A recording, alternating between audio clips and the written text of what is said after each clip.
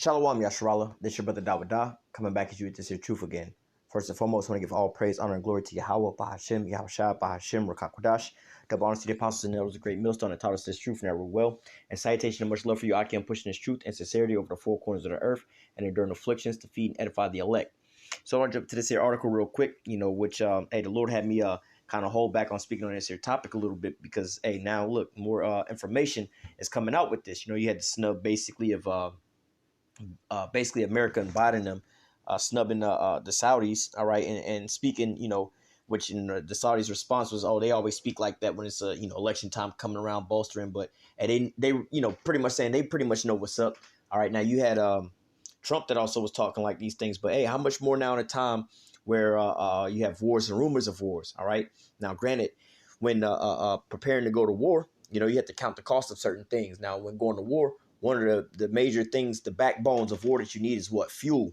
All right. If you don't got fuel, you can have America has the most military equipment when it comes to vehicles and things like that. But it don't mean nothing if you can't power them. All right. So, hey, they need that fuel supply. And then also you have to understand about OPEC and the petrodollar. All right. That's the American side of these things. But, hey, you starting to see, like the scriptures say, why do the heathen rage and imagine the vain things, saying, pretty much let us cut the Lord's cords asunder. Going into jockeying for position as America is preparing to fall. All right. And this is what you're starting to see happen right now. But also you're starting to see, America's allies, all right, are pretty much, planning in, like the scriptures say, America's allies are promising them peace while plotting on how to destroy them. So let's read this here article real quick and grab a couple scriptures. It says U.S. ally. All right. These are key buzzwords. You should, when you see a lot of these different things, certain prophecies should be coming to your mind. You see certain buzzwords and things like that should bring you into, different prophecies. So it says U.S. allies. All right. Now, what do we know about Babylon's allies in those days, man? All right. They have the scriptures talking about the beast hating the whore, going into NATO and the EU. All right. Which they're not a part of NATO or anything else like that. But as far as, we seeing that's going on with some of these other nations. All right. But then also here it says, what is that? Obadiah 1:7. About all of America's allies, all right, are going to turn on them. All right, so you have other nations that are allied with America that, one of the major backbones of America's power is what, like I said, the petrodollar and these OPEC nations basically falling in line with the rulership of America. All right, but now all these things are being so-called challenged, and now these things are starting to change up. All right, so it says U.S. ally expresses desire to join BRICS. All right. Now, if you don't know what BRICS is, it's what is it?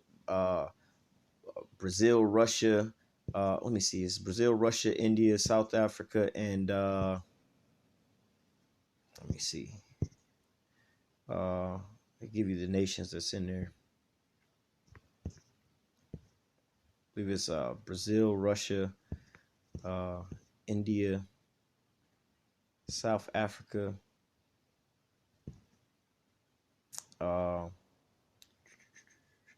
Here it is. Brazil, Russia, India, China, and South Africa. All right. I forgot China. So it says U.S. ally expresses desire to join BRICS.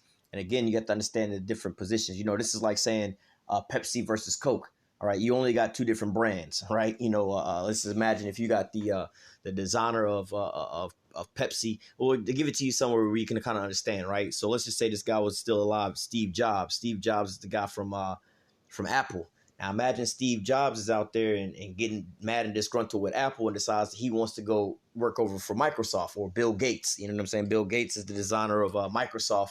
He's the one who came out with those Windows computer and everything. Now imagine him deciding to step down from Windows or Microsoft and going to go work over for Apple. All right, the competitor.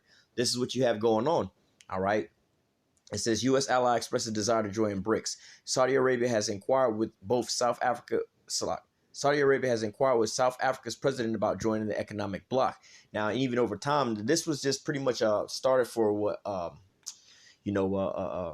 backbone to oil-producing nations, basically to bypass the OPEC nations, all right, to bypass, that petrodollar and the SWIFT system, because as you can see what's going on with Russia, all right, they can pretty much blackball them by saying, so just imagine if, a certain store only took credit cards and the credit cards was that they took was a Visa. right? Now, if they say, look, hey, Visa is no longer being accepted in this here store, everybody's out here screwed. So what do you think will happen? MasterCard will come up real quick. Hey, shit, we'll fill in the blank, or imagine Netflix. In order for you to pay for Netflix, you got to exclusively buy your subscription with Visa, right? Now, all of a sudden, they just say, hey, look, you know what? We got problems with Netflix. We pulling our Visa contract from them and everything else like that. Hey, the competitor MasterCard would just run up into that to fill that void. All right. So it says Saudi Arabia wants to join the BRICS alliance, which, and that in alone is pretty much a contradictory in itself. All right, like I said, this is the equivalent to Bill Gates, who was the founder of Windows and Microsoft, deciding he want to go work for Apple, his complete competitor, right? Or Steve Jobs, if he was still alive, to leave Apple and go work for Microsoft. All right, so hey, like, what the hell are you doing? Like, why don't y'all just at that point, why don't you just merge companies? Why don't Windows or Microsoft just decide that they're gonna just merge with Apple at that point instead of quitting who because you're the whole backbone of this scenario, right? So it says Saudi Arabia wants to join the BRICS alliance. South Africa President Cyril, I'm not even sure how to pronounce his last name, Ramaphosa, has stated, signaling a dramatic potential expansion of the blocs amid growing tensions with the U.S. over the Russia-Ukraine crisis. Now, I was starting to mention about this, how they started out as basically being an oil producing conglomerate. All right, but now they're going on other things as far as trying to create a currency, a set currency to trade with and everything else like that. So the BRICS is forming up more than with just on fuel. All right, but it says Saudi Arabia wants to join the BRICS alliance. South Africa President Cyril, we'll just say that, has stated, signaling of a dramatic potential expansion of the bloc amid growing tensions with the U.S. over the Russia-Ukraine crisis, because you got to understand they got the sanctions on Russia from selling their natural gas and everything else like that, which is putting a hindrance on a global oil supply right about now, man. All right, because America is the one that's pretty much reaping all the benefits from these things, and about the snub that they had trying to tell them to sell at a certain price, reduce certain production, barrels per production, or sell at this certain price and everything else like that, which is not beneficial unto them. It's just pretty much snubbing them, telling them what to do with this here product. If you know the story behind Walmart, they buy up a lot of these products from a lot of these mom and pop companies and things to sell on their shelves. And what happens is, let's say the mom and pops decide that they're gonna, their selling point for let's say a pair of shoes is gonna be $50, right? Let's say it costs them $45 to make this here pair of shoes, and they're gonna make $5 off the pair of shoes, right, in profit. And Walmart, or let's just say it costs them $20, right, out of $50 for easier math.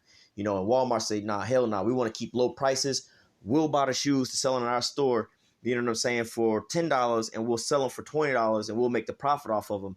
Whereas the mom and pops that produces them shoes say, hey man, we're not gonna be able to be in business for these things. Well, if you either sell with us at our price point, or you don't sell at all. You're not going to be on our shelves. Nobody's going to see you, and this and that. And if anything, we can just sit over here. We've already seen the shoe. We can create it on our own. All right. So it's going to cause them to pretty much go out of business. So now, if you know the story about those situations with Walmart, it makes these people want to just, they want to hate in Walmart because they want to losing their business like that. But nevertheless, continuing on, it says the President Cyril told reporters of Riyadh's BRICS inquiry, Riyadh is Saudi Arabia, BRICS inquiry, that he wrapped up his 2-day visit with the Desert Kingdom on Sunday. The trip included meeting with Crown Prince Mohammed bin Salman and other Saudi leaders. The Crown Prince did express Saudi Arabia's desire to be part of BRICS, and they're not the only country, Cyril said. The group, which is named for member states Brazil, Russia, India, China, and South Africa, is scheduled to meet next year in Johannesburg for its annual summit. Expansion prospects will likely be high on the agenda, as the bloc is expecting to consider adding such nations as Saudi Arabia, all right, one of America's top allies when it comes to producing fuel, all right, and gas and oil. Turkey, which is an American ally when it comes to fighting in NATO. Egypt, as well as another American ally as well too. And Algeria, all right. So we see, America's allies now are starting to side with the other side right about now, man. Because like I said, the BRICS is in the, these nations now. Brazil actually has a relationship with America, but Russia, India, they, not to say that they are friendly with America, but, they do have some kind of ties with them to this point. But India don't really want to deal with them either. China, again, we know they have a relationship with America, but again, it's a relationship that, they kind of need each other, but that's not really, that relationship is sour, just like the Turkish one. All right. But it says the BRIC nations are going to be meeting in a summit next year under the chairship of South Africa. And as a matter of, and the matter is going to be under consideration, Cyril said. And already a number of countries or nations have been making approaches to the other member countries, and we're giving them the same answer. To say it'll be discussed by the BRICS partnerships themselves, 5 of them, and thereafter a decision will be made, all right, on people joining. The Saudi South African talks came amid a row between Riyadh and Washington over OPEC's decision. So Riyadh, again, is Saudi Arabia, and Washington over OPEC's decision to cut production quota by 2 million barrels a day. All right, again, which is snubbing them, right? U.S. President Joe Biden last week threatened Saudi Arabia with unspecified consequences, accused the longtime ally of siding with Russia and Ukraine in the crisis. Accused the longtime ally of siding with Russia in the Ukraine crisis. U.S. lawmakers have called for cutting off cooperation with Saudi Arabia and halting arms sales or withdrawing military support. And that's what your boy Trump was saying when he was talking down on Saudi Arabia. He says that they're nothing more than a puppet state. If we pull our military from out there, man, they'll fall in a week. All right. But hey, they're like, look, we a lot stronger than what you think, when it comes to that oil production. Again, you can have your big ass military if you want, but if you can't provide fuel to those vehicles, you ain't really going nowhere. All right. It says Saudi Prince Saud al-Salman responded angrily on Saturday, warning Western leaders not to threaten the kingdom. Anybody that challenges the existence of this country and this kingdom, all of us, we're projects of jihad and martyrdom. That's my message to anybody that thinks that he can threaten us. And which, that's a weird scenario because, again, militarily, they're not really a threat militarily because they got all their military. Really, their whole military is the American military, right? Their military is American equipment. They're not really too proficient with the equipment to begin with and everything else like that. But at the same time, they hold that oil, that Trump card, you know what I'm saying? And that's where America get a lot of its money from. So, hey, just like how they try to put these sanctions on Russia, you know what I'm saying, to stop them from funding their military. Hey, if America can't get no money, they just forced to go out to war. All right. And if they ain't got no allies, they not that strong. They may have the biggest and the baddest military. This is what people aren't looking at, man. How the Lord is working on the minds of these people and spiritually decaying them. America, America, they big bag military. Like, well, they not that deep when their allies ain't with them. All right. And a lot of their allies know how they fight. They got a lot of the same equipment and everything else like that. So, and America is losing its resources around the globe right about now, man. All right. Or their international resources. America got oil and everything else like that too. Yeah, but as far as what they selling to these other nations, it's pretty much like, they're getting this money off Saudi Arabia. And then not just that, the petrodollar. Well, if everybody changes up how they buying this here oil, that's pretty much going to bankrupt America in a heartbeat, man. All right. It says, that's my message to anybody that thinks that he can threaten us. Defense Minister Khalid bin Salman said Saudi leaders were astonished by the false U.S. accusations that Riyadh is standing with Russia against Ukraine.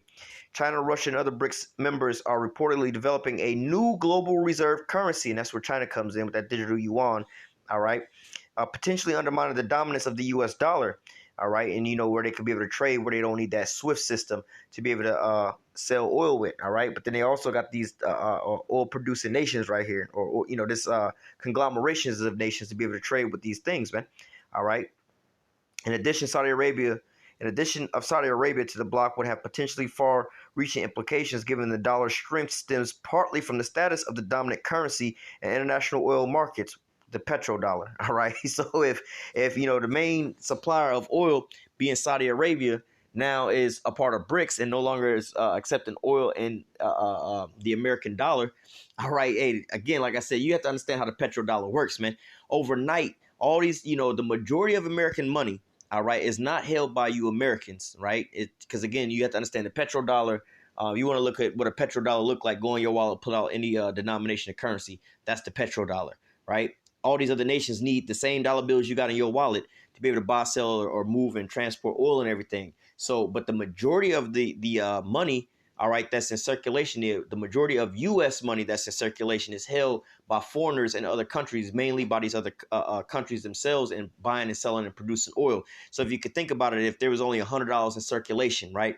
Let's just say uh, $5 of it is in circulation in America. The other $95 are being held by these other countries. So you would think about it this way, man. Hey, look, well, we only hold $5 over here. You know what I'm saying? And that's, we got $1 bill for each little area over here. But they got 95. If they bring back 95, our whole money is really worth nothing at that point in time, man. All right, like I said, economically, America will collapse. And we see that these are the Lord working on the minds of these kings to cut America out of the situation. All right. It says Saudi Arabia has reportedly considered selling crude in Chinese yuan. All right. And more than likely, they'll probably go further with that digital yuan. All right. But hey, these are the signs of the end, man. All right. These are the signs of things coming to play.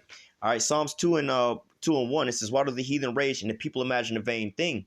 The kings of the earth set themselves, and the rulers take counsel against the Lord and against his anointing, saying, let us break their bands asunder and cast their cords away. All right. And then you have to understand that, like, basically, well, let me read that in NLT verse 3. It says, let us break their chains, they cry, and free ourselves from the slavery to God. So they understand that, twofold, for one, let me see, well, it doesn't say it right there, but, going into these things, they understand that America is about to fall, right? Babylon is ruling the earth, but they understand that Babylon is about to fall. So they're saying, look, and the Lord is about to reign next. So they say, let us break their chains, they cry, and to free ourselves from the slavery to God. So they like, look, we don't want to have to be under the rulership of the Lord and everything else like that. And we know Esau finna fall. Let us, why do the heathens rage and imagine a vain thing? That they're going to slide up in a position. They jockeying for position for once America falls. So you see these things being set up like the BRICS nations, and it's twofold because, they trying to get up off of this American titty before World War III takes place, so they can organize themselves in array against Babylon. But then also, once the smoke clears from destruction of Babylon, the next game plan is to do what? To set up a rulership where, those nations take place. Those nations get into a scenario after the fact, man. All right. They're trying to set up a scenario to where, they can wind up ruling. All right. But then you also have, what is that? Obadiah 1:7. All right. You have these things also taking place, because America's making enemies out of allies right now. It says all the men of thy confederacy. All right. So all of your allies will turn against you. They will help chase you from the land. So, hey, how are you going to shoo America? Like I was saying, hey, if you cut that petrodollar, you cut their tied to, petroleum or oil, just all of that in general. You know what I'm saying? If America wasn't getting no more dollars up off of that, America spend more money than the next, 7 to 9 countries on a military budget. The majority of their money that they get up off of these things is twofold, man. One is from, again, every nation that wants to buy, sell, or move oil. They have to wind up getting the American dollar. So that keeps money in America's pocket. America, besides, because America's not a production-wise nation. They don't produce anything to trade to other nations. They depend on other nations just buying and selling and trading in oil and everything because they know that's a necessity. So they make money up off of that. It's just like, let me think of a company, whether it be like Cash App or something like that, or any of these things. Is like, look, we just the middleman. We'll allow you to use our service, but every time you use our service, there's a transaction fee, whether it be let's just say it's $1. You know what I'm saying? Imagine your bank or somebody like that charging you just $1, $1 a day, or $1 a year. But if everybody in the United States, let's just say it's $1 a day or $1 a month or something like that, right?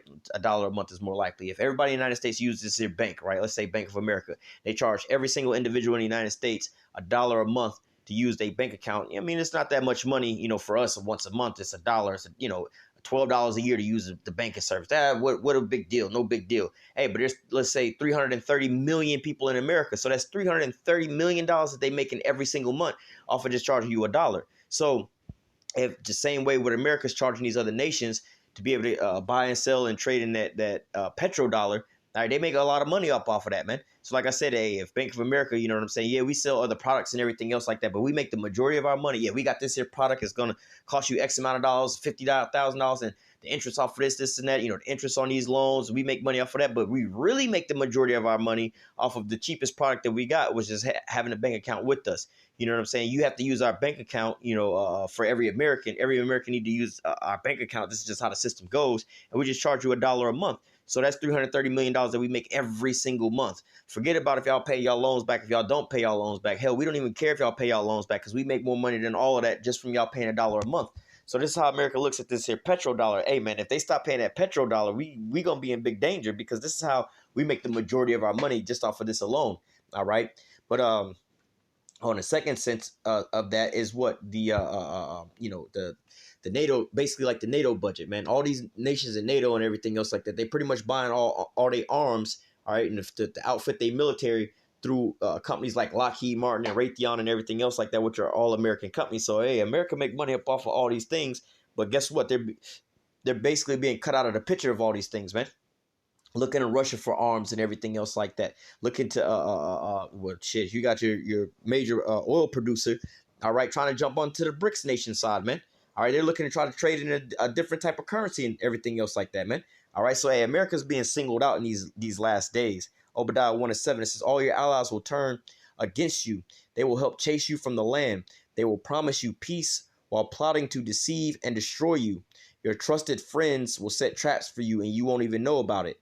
All right. And hey, that's where we at right now. Your trusted friends, hey, America and Saudi Arabia. Most people thought that they would never break up a relationship because of how much they needed one another, man. All right. Saudi Arabia needed protection. All right. From being in the Middle East and everything else and all these different things. They ain't had no, you know, fighting skills. They didn't have no military equipment and everything else like that. But hey, America was like, you know what? We're going to rush in and we'll protect y'all from any and every threat. Just give us access to that there oil or give us access to, you know, whenever people want to buy or sell oil from you, it's got to be in that petrodollar, which is going to keep America being rich. Keep America being rich. So, hey, looking at this here relationship, now they're looking out. It's like, look, man, we can still sell our oil. We can sell it in a different currency, but we don't have to put up with this here BS of America, man. We about tired of them and the things that they've been doing. We look, you know, to the side about a lot of different things, but even right now, man, hey, man, it's just like America's other allies, you know, with NATO and all of them. Hey, it's more beneficial for us to be looking at the other side. All right. Matter of fact, I could have read this as well too, but I'm gonna, you know, just for time's sake. Hey, this is how do I put it? You know, all these different nations now are looking to how do I say, looking for another place to lay their head at right about now, man. All right, it's not with America, man. All right, you know, not Russia. The scriptures say about how Russia's gonna be a garden to these other nations.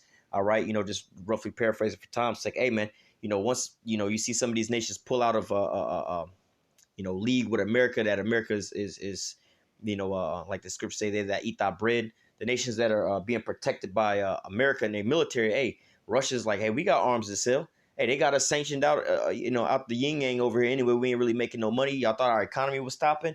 But now guess what? These people need this natural gas and energy, or these people need military equipment. We'll trade with them just to get this and that going on, man. All right. And China's got that digital yuan system up and going, man. So, hey, man, the time is now, man. All right. For the so-called transition to kingdoms, man. All right, the nations are raging and people imagining a vain thing that, hey, once Babylon fall, we're going to get into that position. All right, but then also you see the nations are preparing themselves for battle to take Babylon the Great up off the face of the earth. All right, you seeing Jake waking up. All right, the famine of the word coming to pass, man. Hey, the vision's yet for an appointed time, and right now it's speaking loud and clear, man. All right, so I'm going to go ahead and close out with that. Lord willing, the elect was edified with this here lesson. Until next time, I say, call halal Yahweh, Bahashim Yahushai, Bahashim Rakakodash. Double honors to the apostles and the elders, a great millstone that taught us this truth and that rule well. And citation and much love for you, I can pushing this truth and sincerity over the four corners of the earth and enduring afflictions to feed and edify the elect. Till next time, I say, stay strong. Shalom.